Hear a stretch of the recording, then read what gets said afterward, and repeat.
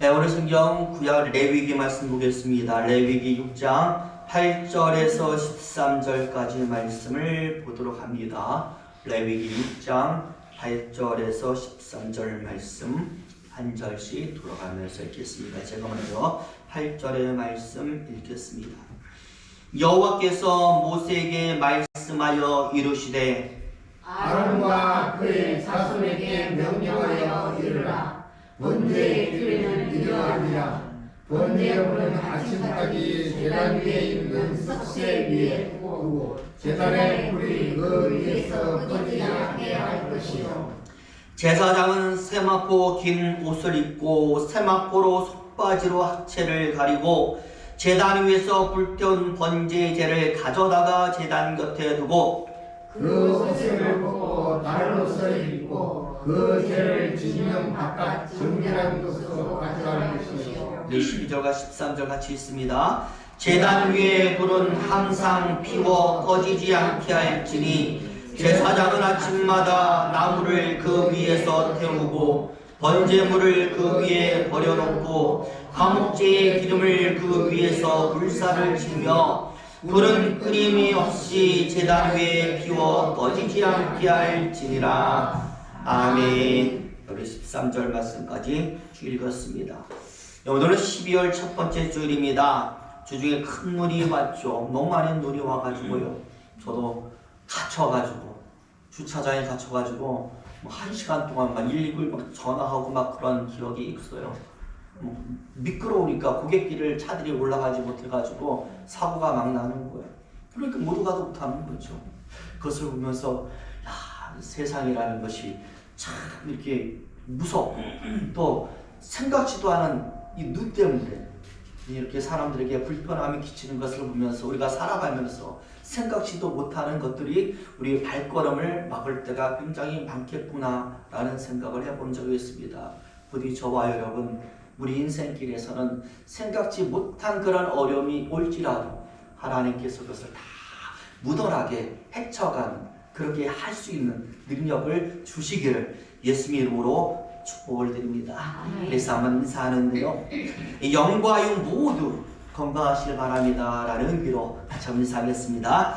영과 영 모두 건강하시기를 바랍니다. 아멘. 저와 여러분 영이 건강하고 정신이 건강하면 무엇이라도 가능할 줄로 믿습니다. 영이 건강하다라는 것은 말씀이 충만하다라는 것이고 육이 건강하다라는 것은 하나님께서 큰만 우리를 붙들어 주신다라는 하나의 증거가 되는 줄로 믿습니다. 여러분 살아가는 모든 인생길 속에서 하나님이 나를 사랑하시고 나와 함께한다라는 그 증거들이 매일같이 보여지기를 예수 이름으로 축원을 드립니다. 미국의 알펜스라고 하는 여인이 있습니다. 이 여인이요 불의의 교통사고를 당해서 반신불수가 된 거예요. 그러니까 허리 아래로는 전혀 사용할 수 없는 반신불수가 된 것이죠. 몸을 움직이지 못하니까 그저 병실에 누워서 하루하루 보내는 것이 그녀의 일과가 되었습니다. 무슨 낙이 있겠어요? 무슨 희망이 있겠습니까? 아무런 희망 없이 멍한 눈초리로 방만을 바라보는 것이 그녀의 일과였는데요. 이 병원에는요 아주 작은 교회가 하나 있었습니다. 그리고 그 교회 담임 목사님은 항상 그 병원에 들려가지고 환자들을 찾아다니면서 위로하고 말씀 주고 그리고 기도하는 것을 일과로 삼고 있었어요. 마찬가지로 이 목사님은 이 알페스라는 여인을 매일같이 찾아가면서 기도하고 위로했는데요.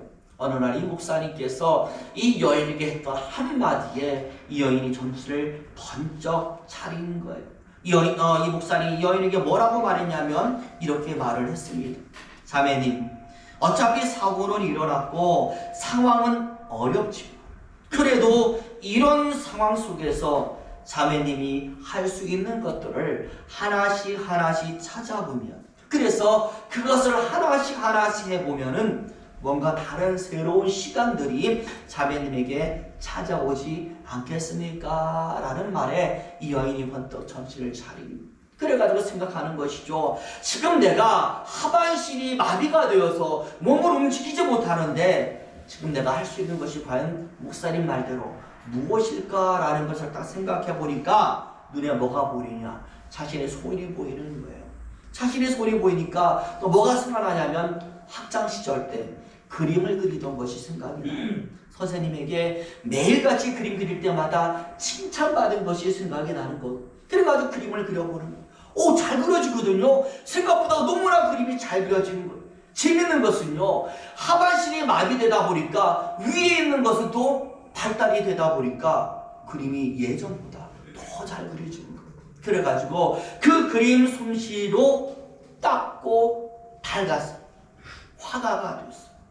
그런 다음에 이 여인이 화가가 된 다음에 화가가 된 것으로 그치지 않고요, 또 생각하는 거예요. 내가 이제 화가가 됐으니까 그림을 그려야 되는데 그럼 어떤 그림을 그릴까? 그냥 아무런 그림을 그리고 싶지는 않았어요. 뭔가 사람들에게 희망이 되고 도움이 되고 나에게도 도움이 되는 그런 그림을 그리고 싶었어요.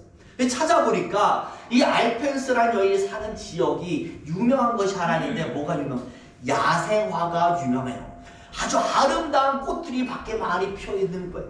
그래가지고 내가 이 마을에 있는 야생화를 하나씩 그려가지고 사람들에게 알려야겠다.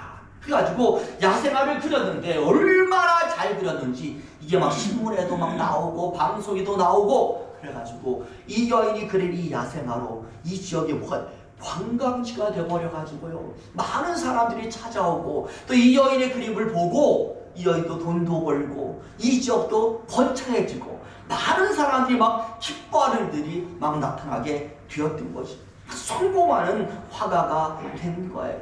무엇 때문에 그렇게 되었습니까? 목사님이 말했던 한마디, 상황에 비관하지 말고 지금 이 순간에 본인이 할 수 있는 것이 무엇인지 찾아서 그것을 하나씩 해보면은 뭔가 좋고 새로운 일이 있을 것입니다 라는 말 한마디에 이 여인이 이렇게 변화가 된 것이고, 이 여인이 변하니까 그와 관계된 많은 것도 변화를 이루게 되었다라는 것이죠. 저와 여러분, 저는 신앙도 마찬가지라고 생각을 합니다. 신앙의 중심은요, 하나님 아니겠습니까? 하나님을 향한 감사와 경배, 그분이 우리에게 하신 말씀을 따르는 그 삶이 신앙의 중심이라면 이 여인이 생각한 것처럼 내가 지금 무엇을 할 수 있을까?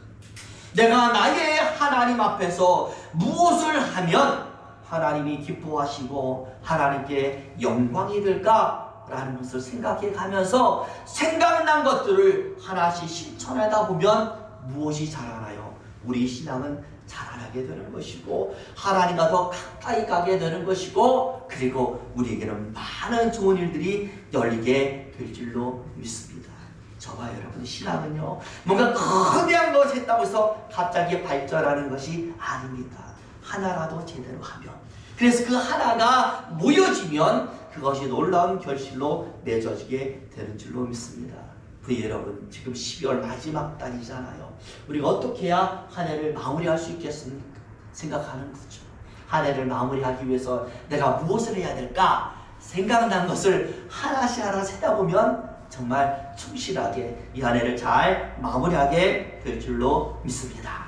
자, 오늘 우리가 레위기의 말씀을 읽었는데요, 레위기는 잘 아시는 대로 사람들이 하나님을 위해서 무엇을 해야 하는가, 그 행동의 규범에 대한 말씀이 바로 레위기가 되는 것.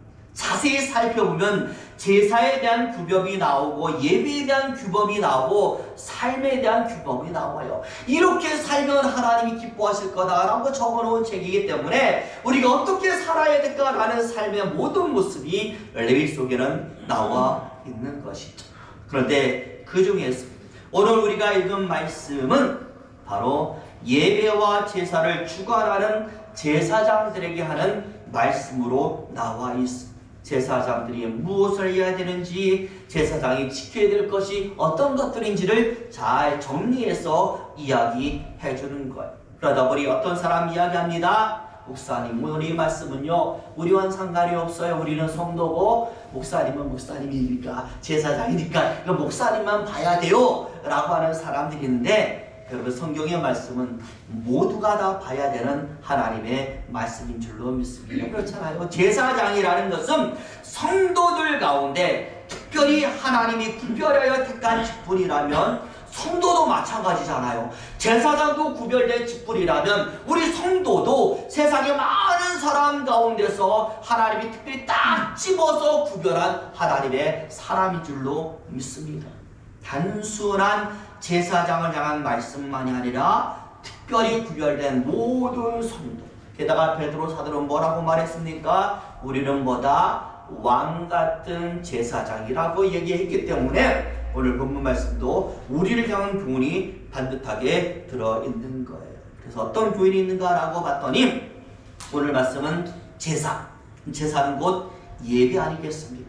우리가 드리는 예배와 관련된 말씀이기 때문에 너무나 중요하니까 오늘 말씀 기억하셨다가 이 말씀에서 얘기하는 그것을 여러분 잘 지켜나가기를 예수 이름으로 축원을 드립니다. 오늘 본문에 보니까 세 가지 내용이 나와 있는데요. 제사장이 갖추어야 될 의복과 관련한 말씀이 나와 있고요. 번제단에 남아있는 제, 우리가 제사를 지내면 찌꺼기가 남잖아요. 그 제와 관련한 말씀이 나와 있고, 마지막 세 번째는 번제단 위에 불꽃이 있어요. 그 불꽃과 관련한 말씀이 쫙 나와 있습니다. 먼저 하나 살펴보면 제사장이 갖춰야 될 의복은요 아주 간단합니다.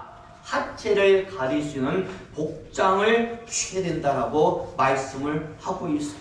다시 말하면 하나님께 나오는 사람은 그 모습이 외형적으로 특히 그 복장에서도 경망스러움이 있어서는 안 된다라는 것을 말씀을 하는 거예요.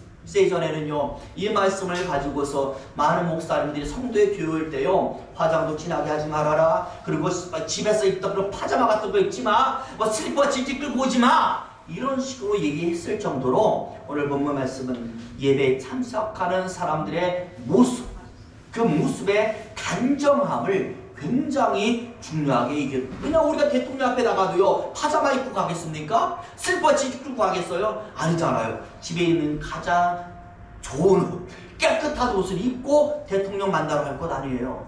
우리 하나님은 대통령보다 더 위대하신 분, 이 세상을 만드신 창조주분이에요. 우리를 만드신 분입니다. 세상을 주관하시는 분입니다. 그분 앞에 나가는 건데 마음키나 입거나, 물론 그렇다고 꼭 비싼 옷을 입을 필요는 없어요. 깨끗한 단정한 모습으로 하나님께 나가 예배하는 것이 가장 중요하다는 것을 보여주는 것이고요. 두 번째로 번제단에 남아있는 죄는, 우리가 물건을 품어도 그렇지만 번제라는 것은요 제물을 불로 태우는 제사를 우리는 번제라고 말해요. 그러다 보니까 이 번제를 드리면 항상 뭐가 남아요? 불에 타고 남은 죄가 남게 되어 있어요.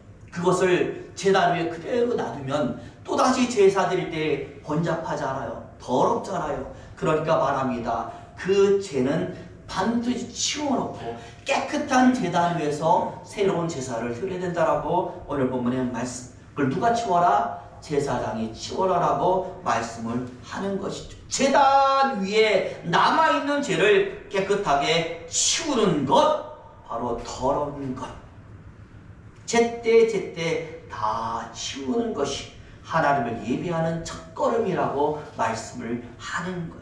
우리에게 죄의 찌꺼기가 남아있다라면, 그리고 악의 찌꺼기가 남아있다라면 예배 들어오기 전에 뭐? 청사라고 하나님께 나와라라고 말합니다. 이 신약에서 뭐라고 말합니까? 하나님께 나와 예배하기 전에 먼저 내가 뭐한 일이 있는지, 나를 미워한 사람이 있는지, 뭐 나를 어떤 마음에 거리끼는 거 있다라면 다 청산하고 하나님께 나오라고 신약에서 말했잖아요. 바로 그런 모습을 우리에게 얘기하는 줄로 믿습니다. 하나님께 나오면서 뭔가 미적한 것을 남겨두지 말고 그렇게 나와라. 그리고 만약 그것이 다 해결이 안 됐다라면 예배 드리기 전에 우리 교회 와서 뭐합니까? 기도하잖아요. 기도하면서 그 잔재들을 깨끗이 비워놓고 아주 가벼운 마음으로 하나님께 예배를 드려라 라고 말씀을 하는 것이죠. 그러니까 첫 번째는 무엇입니까? 예배를 드리러 나오는 사람들의 외형적인 모습에 대한 것이고, 두 번째는 뭐예요? 예배를 드리러 나오는 사람들의 내형적인 모습에 대해서 이제 말씀을 합니다. 마지막 세 번째는 무엇인가? 번제단 위에 불꽃에 대한 이야기인데요. 재물을 태우는 불을 이야기하는 것입니다. 당연히 이 불이 꺼져선 되겠어요? 태워야 되는데 당연히 꺼져서는 안 되니까 이 불꽃이 꺼지지 않도록 관리하는 것을 누가 하느냐? 제사장이 잘 해야 된다라고 말씀을 하는 거예요. 그런데 중요한 것이 있어요. 이 불꽃이 언제까지 꺼지지 말아라? 하루 종일 꺼지지 않고 제단 위에서 태워질 수 있도록 그렇게 만들라고 말하고 있어요. 낮에도 밤에도 잠잘 때에도 꺼뜨려서는 안 된다라는 것이죠. 그런데요, 낮에는 괜찮습니다. 왜? 낮에는 사람들이 막 활동하잖아요. 제사가 막 드려지니까 낮에는 사람들이 많으니까 깨어있으니까 불꽃 관리하는 것이 어렵지가 않아요. 밤에는요, 제사가 드려집니까? 안 드려지잖아요. 밤에는 사람들이 있습니까? 다 자잖아요. 그러니까 그 밤에 불꽃을 꺼뜨리지 않고 관리하는 것이 쉽지 않았기 때문에 제사장들은 항상 뭐 했어요? 군인들이 밤에 당번 세워서 보초 쓰듯이 제사장들도 순번을 세워가지고 언제에서 언제까지 딱딱딱 이렇게 순번을 정해놓고 불꽃을 관리를 했던 거예요. 칼빈은요, 바로 이것에 대해서 이렇게 설명을 했습니다. 하나님께서 이렇게 불꽃 관리를 잘하라고 명하신 것은 바로 이 제사에 사용되는 이 불꽃이 무엇과 관련되느냐? 하늘에서 내려온 불과 관련되어 있기 때문에 중요하다라고 말씀을 한 거예요. 왜냐하면요, 여러분, 우리 이 성경에 보면 가장 먼저 사람이 첫 번째로 드린 번제가 누구의 번제였을까요?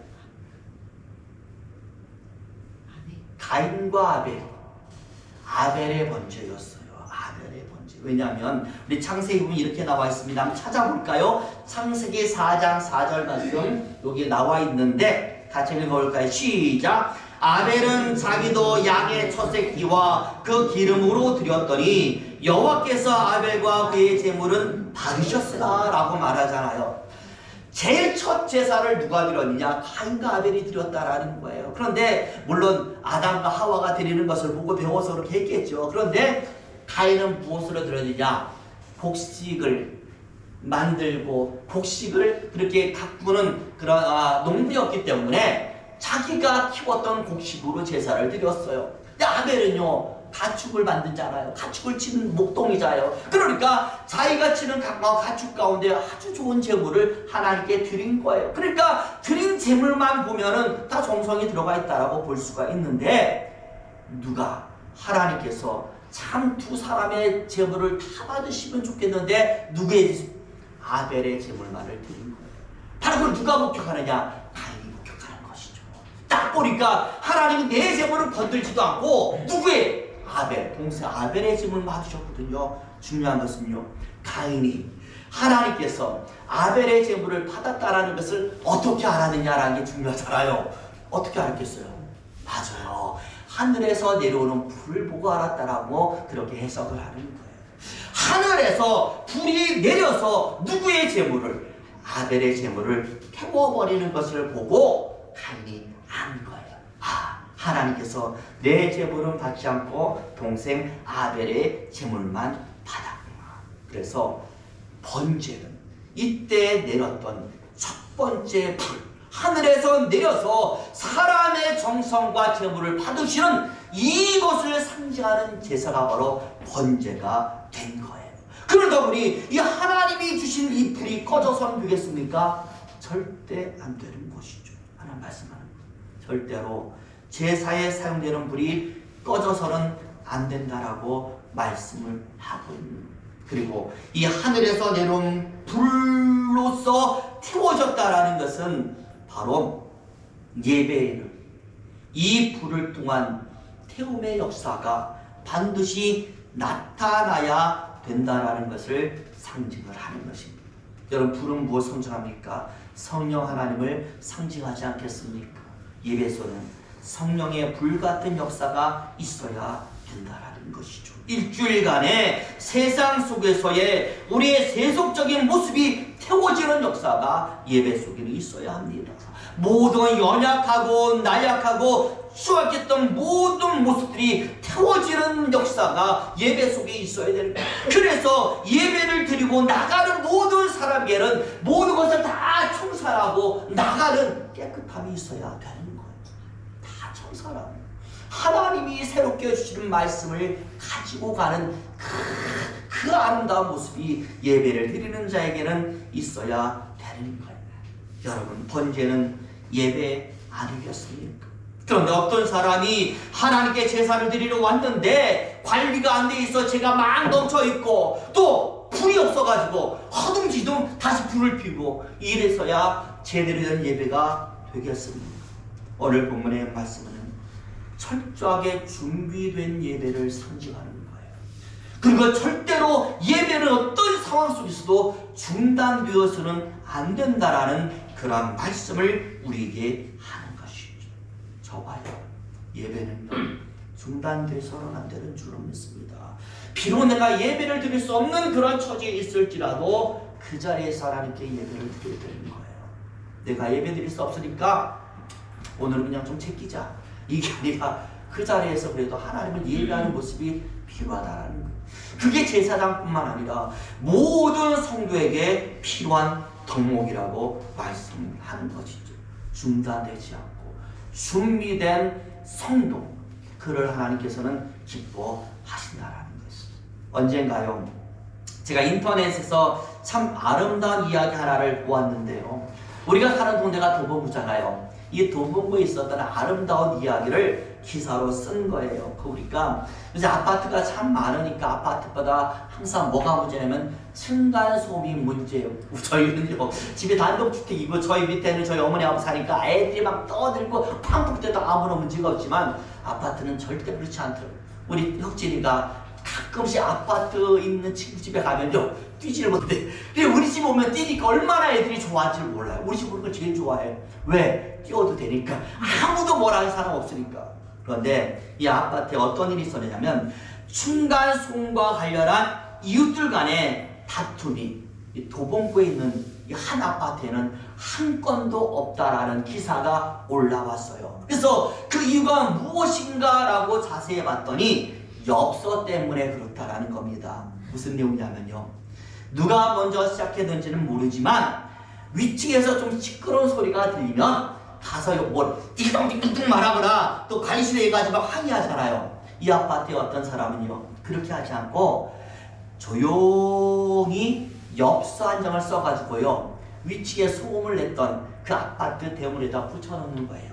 뭐라고 말하냐면 밤에 조금 시끄러운 것 같습니다. 살짝 좀 주의해 주실 수 없을까요? 라고 메모를 붙여놓은 엽서처럼.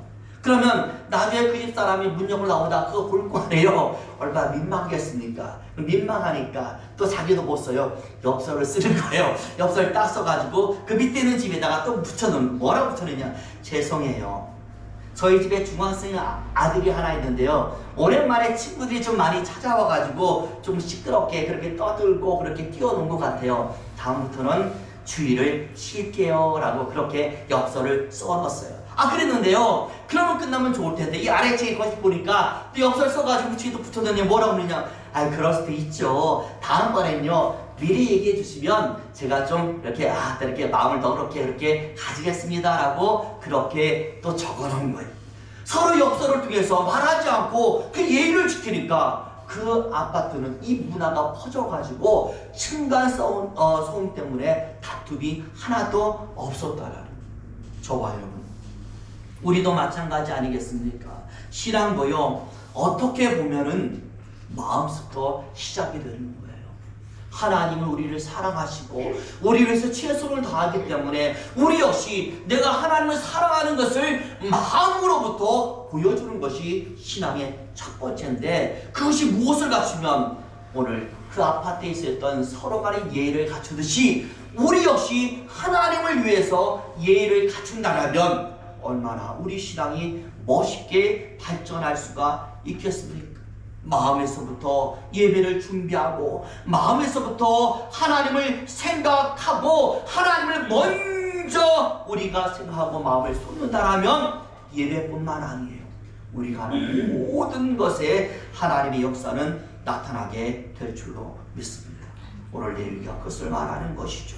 제단 위에 불꽃이 항상 꺼지지 않고 관리가 되듯이 우리의 신앙도 항상 미리미리 관리되어진다라면 그래서 마음에서부터 준비가 갖춰진다라면 그 예배와 그 헌신과 그 섬김은 하나님께서 받으시는 예배와 섬김과 헌신이 될 것이다. 그러나 하나님 받으시면 무엇이 일어난다? 역사는 끊임없이 이어지게 될 것이라고 우리에게 말씀을 하고 있습니다. 우리 저와 여러분들 마음에서부터 준비하시길 바랍니다.